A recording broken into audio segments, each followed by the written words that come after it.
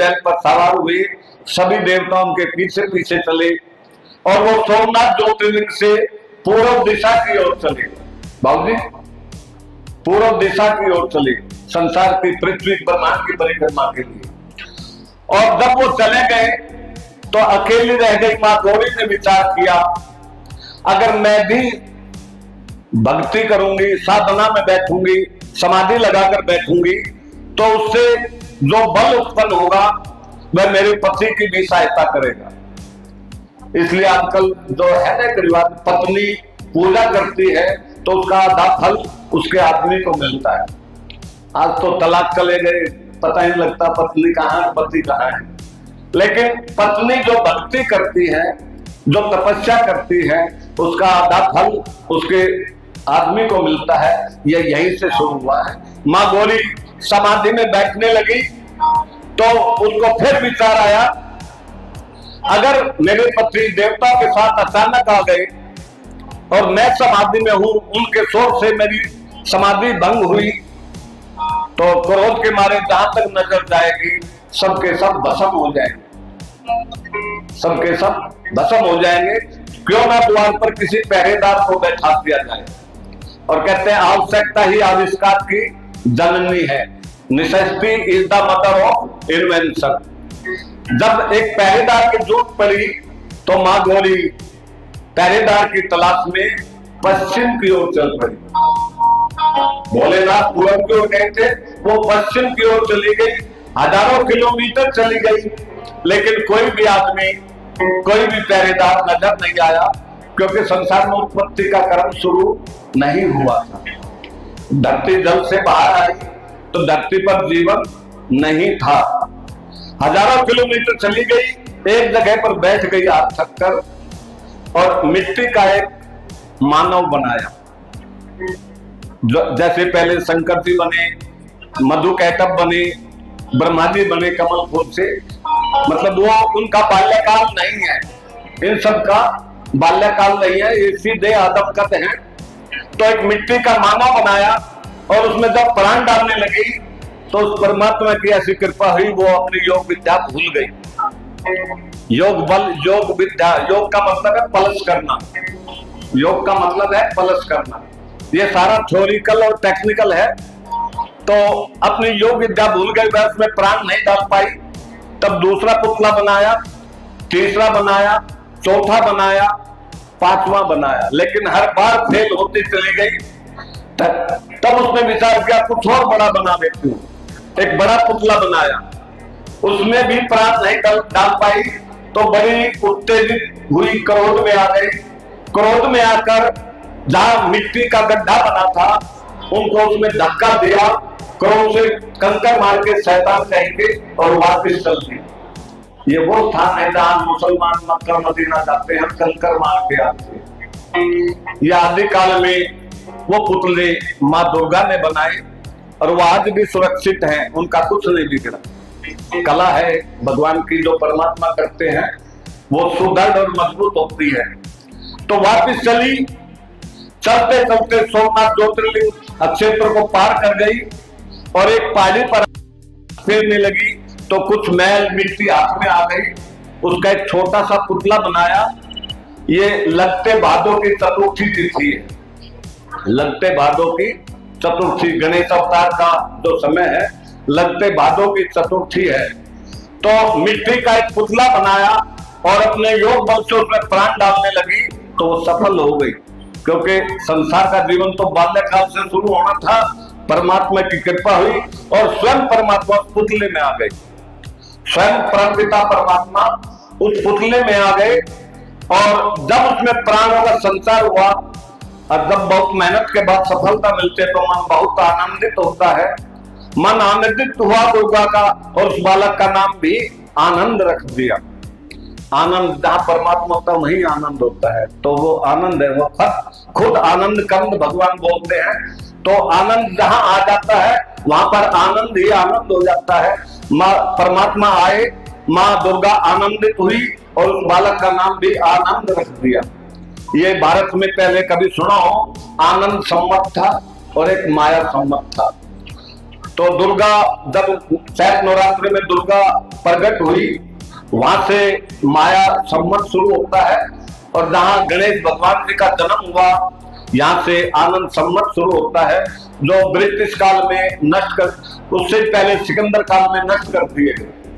वो जो हमारे पुराने जो काल गणना कैलेंडर थे, वो सिकंदर काल में नष्ट कर दिए गए, और ये महाराजा विक्रमादित्य ने अपने ज्ञान से विक्रमी संवत राजा विक्रमादित्य काल में शुरू हुआ है। बोलो गणेश जी भगवान की जय। बालकानंद का जन्म हुआ, गणेश जी का जन्म हुआ, और मां दुर्गा ने उसको हाथ से उंगली से पकड़ा और आकाश के रास्ते अपने स्थान पर आ गई। उसको द्वार पर बैठाया, उसके हाथ में एक शक्ति दंड दिया, कि बगैर शक्ति के तो रक्षा नहीं होती ना, द्वार का पहरेदार बना, शक्ति दंड दिया। और जब अंदर जाने लगी तो फिर विचार आया कि ये मेरा बच्चा तो भूखा मर जाएगा, समाधि पता नहीं कब तक चलेगी, तो इसकी भोजन की व्यवस्था भी होनी चाहिए। भोजन की व्यवस्था में मां दुर्गा ने फिर एक मिट्टी की गाय बनाई और उसमें प्राण डाले। इस काम में संध्या काल हो गया, तो संध्या काल गोधूली बेला के नाम से जाना जाता है। एक गाय में प्राण डाले और उस गाय में अपने अमृतमय दूध से बालक गणेश का पालन पोषण किया, जैसे मां यशोदा ने कृष्ण भगवान का किया। ठीक है ना बाबू? कृष्ण भगवान का जन्म देवकी के गर्भ से हुआ और उसका जन्म यशोदा के हाथों हुआ, तो यशोदा कृष्ण भगवान की मां कहलाती है। इसी प्रकार गाय माता इस संसार की मां कहलाती है। हम इसलिए मां कहते हैं गाय को, समझे बाबू जी? गाय को मां क्यों कहते हैं? क्योंकि गाय ने संसार के प्रथम बालक का उस तरीके से पालन किया जैसे कृष्ण जी भगवान का मां यशोदा ने किया। बोलो बाकी बिहारी लाल की जय। ज्ञान है, दरवाजे पर गाय का इंतजाम करके वो अंदर जाके अपने जो साधना में बैठ गई। हमें बता दिया जाता कि नहाने गई है, वो समाधि लगाकर बैठ गई अपनी साधना में, और द्वार पर बालक गणेश बैठा है। जब भगवान शिव आए तो उसने रास्ता, पहले तो उसने जब पूर्व से गए परिक्रमा करते हुए पश्चिम की तरफ से आए, तो भगवान शिव को दूर से ही वो पुतले नजर आए। भगवान शिव ने विचार किया अभी उत्पत्ति शुरू नहीं हुई और ये पुतले कहां से आ गए। उनको जानने के लिए वो वहीं पर धरती पर विराजमान हुए। तो जहां मां दुर्गा बैठी और जहां शिव बैठी, वो दो शहर अलग अलग हैं, मक्का और मदीना। जहां पर दुर्गा बैठी वो भारत की तरफ पहले है, और जहां शिव बैठे वो उससे परे 350-400 किलोमीटर दूर है। वहां से उन्होंने समाधि लगाकर सब कुछ समझा और वापिस अपने स्थान पर आए। अंदर प्रवेश करने लगे तो बालक गणेश ने उनका रास्ता रोका, विवाद बढ़ा, विवाद झगड़े में हुआ, मार पिटाई में आया। तो देवता कहने लगे शिव से, भगवान आप ठहरिए, छोटा सा बालक है 10-15 दिन का, और आप तो हमारे भी देव हैं, आप साइड हो जाओ, इनको तो हम उठाकर फेंक देंगे।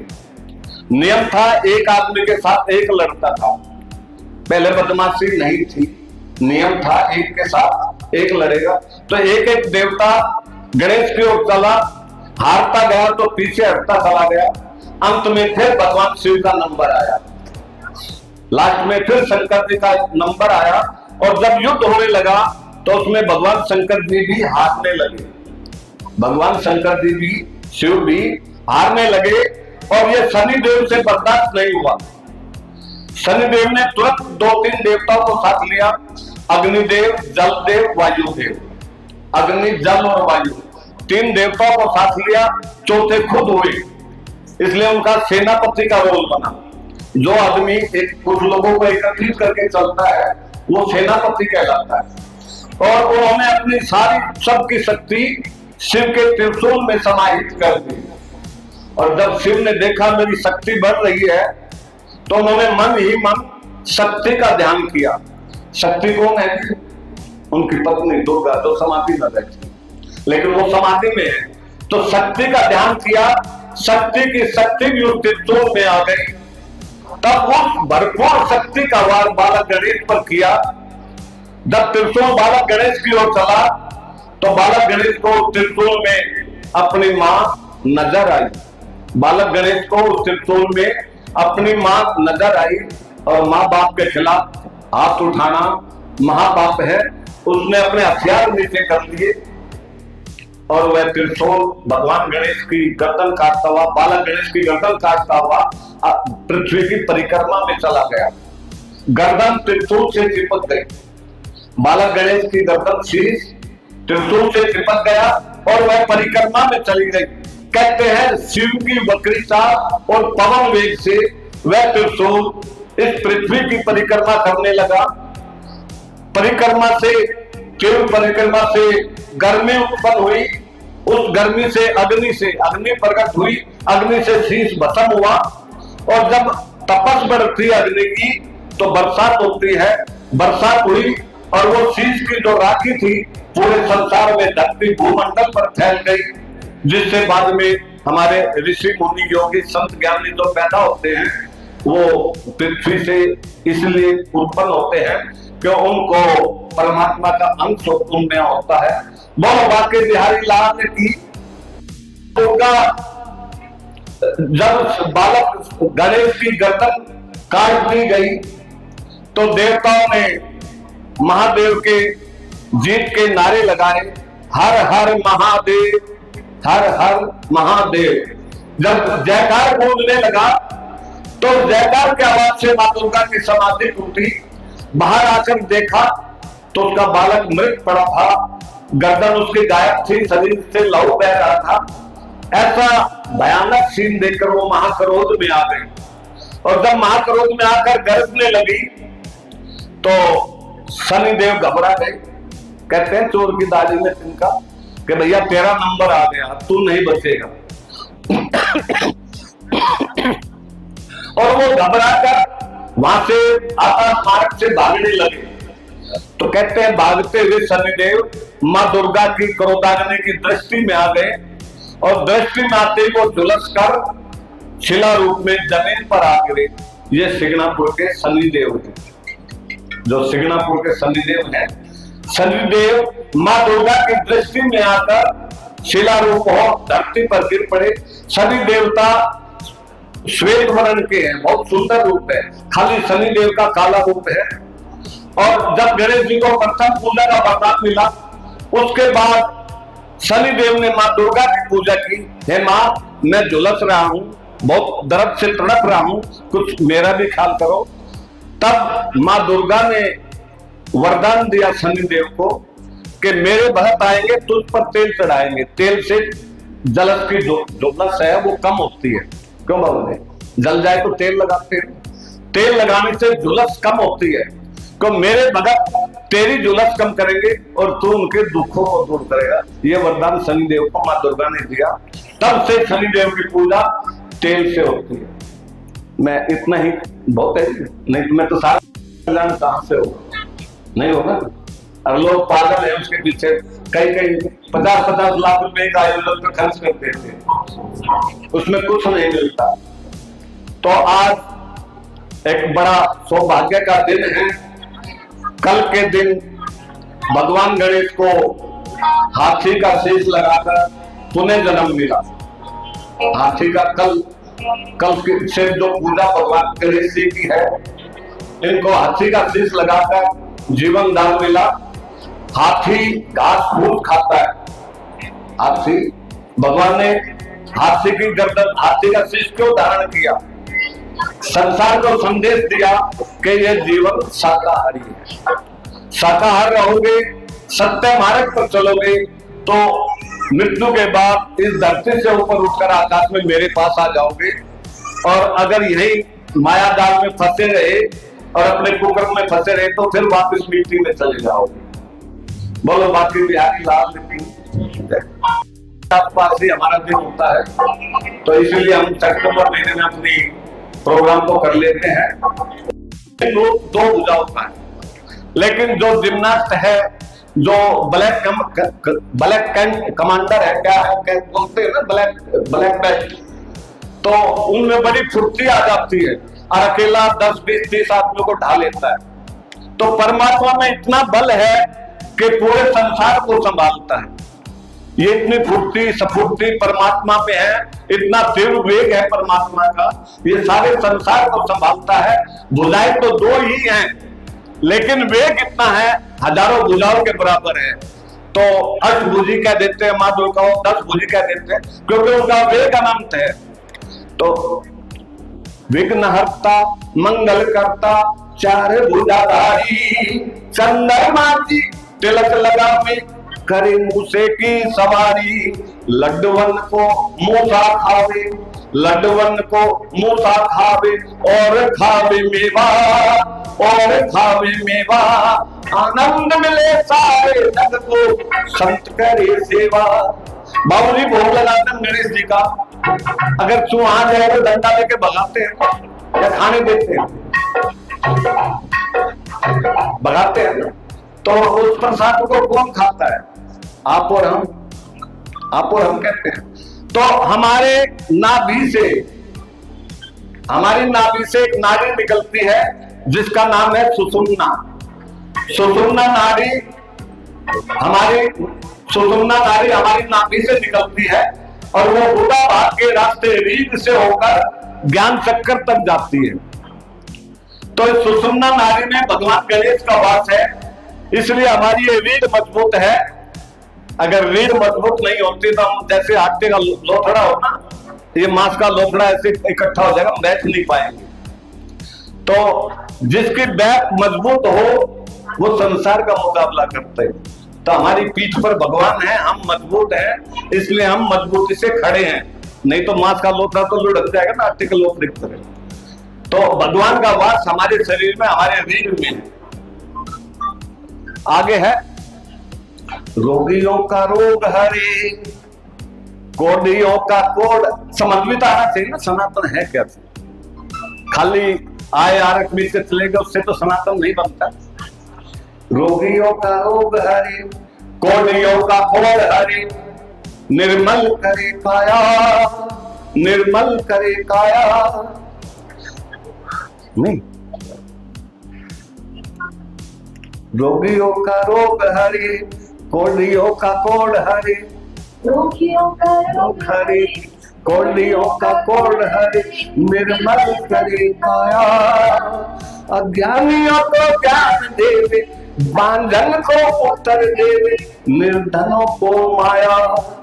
पान फूल दूध से, पान फूल दूध से जो जग करे सेवा। बाबूजी ये दिल हमारा पान की सेब का है। फूल जो 4 भाई चुगने जाते हैं, फूल दो, और दूध हमारी जटाएं बच्चों की बाल पर परमात्मा को चढ़ती है। पान फूल दूध, समझे बाबूजी क्या मतलब इसका? तो जो निर्धन आदमी है वो घास फूस से, पान फूल से परमात्मा की पूजा करे तो प्रसन्न होते हैं। लेकिन जिसकी जेब में पैसा है वो दिल खोलकर 56 भोग से इसकी पूजा करे। और उसके बाद जो संत लोग हैं, ज्ञानी लोग हैं, वो परमात्मा को अर्पित हो जाते हैं। पान फूल दूध, वो पूरा जैसे बालक बर्बरी परमात्मा को समर्पित हो गया, अपना शीश दे दिया, तो आज वो परमात्मा के आसन पर बैठा है। और यही श्याम दर्शन है। जो इस चीज को समझ लेता है, यही श्याम दर्शन है। जो पूरा समर्पित हो जाए, पान फूल दूध, दिल से शरीर से पूरा शरीर समर्पित हो जाए, वो परमात्मा को पाता है। बाकी तो संसार में ये भटकते फिरते हैं। बोलो श्याम सरकार की। पान फूल दूध से जो जन करे सेवा, जो जन करे सेवा, आनंद मिले, आनंद संत करे सेवा। जय गणेश, जय गणेश, जय गणेश देवा, जय गणेश, जय गणेश, जय गणेश देवा। और लास्ट में है रिद्धि सिद्धि के स्वामी। पंडित कहते हैं ये तो उसकी पत्नियां हैं। यही सुना ना या कुछ और है? यही सुना। रिद्धि का मतलब है आपकी धन और दौलत। और संसार को क्या चाहिए? इसके बगैर चलता है काम? संसार को धन दौलत चाहिए, और वो कहां से मिलती है?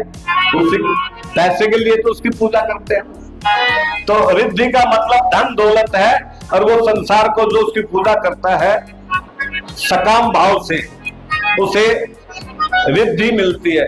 और जो निष्काम भाव से करता है, जो संत महात्मा करते हैं, उसे सिद्धि मिलती है, ज्ञान मिलता है। तो परमात्मा दोनों के मालिक है, स्वामी है, ये पत्नियां नहीं है भगवान की।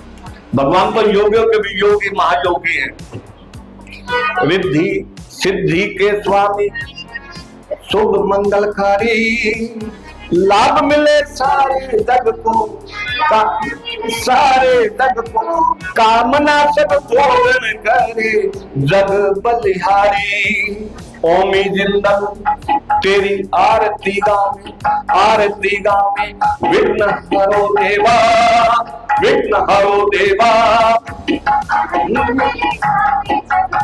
संत करे सेवा, आनंद मिले सारे जग को, संत जय गणेश। सारे बोलो मिलकर भजन पर, जय गणेश, जय गणेश, जय गणेश देवा, जय गणेश, जय गणेश, जय गणेश देवा, जय गणेश, जय गणेश, जय गणेश देवा, जय गणेश, जय गणेश, जय गणेश देवा। ओम श्री सद्गुरु श्याम जी देवाय नमः। एक बात और बता दूं, हमारे बाबूजी बालाजी महाराज के बड़े भगत हैं। तो बालाजी हनुमान के भगत हैं। तो भगवान शिव ने जब त्रिशूल फेंका गणेश की तरफ, तो मन में शक्ति का ध्यान किया। तो शिव और शक्ति एक रूप है, और हनुमान जी शिव और शक्ति के अवतार है। शरीर शक्ति का है, उसमें किसी हथियार का असर नहीं होता है, और उसमें अंदर वास शिव का है, उससे बड़ा कोई ज्ञानी नहीं है। जो हनुमान की पूजा करता है, वो शंकर और पार्वती की पूजा भी पूरी हो जाती है, और यही शिवलिंग है। हनुमान जी चलते फिरते ज्योतिर्लिंग है, और जो शिवलिंग है ज्योतिर्लिंग है, जिसका हम जल चढ़ाते हैं, वही रूप हनुमान जी का है, भोलेनाथ का है।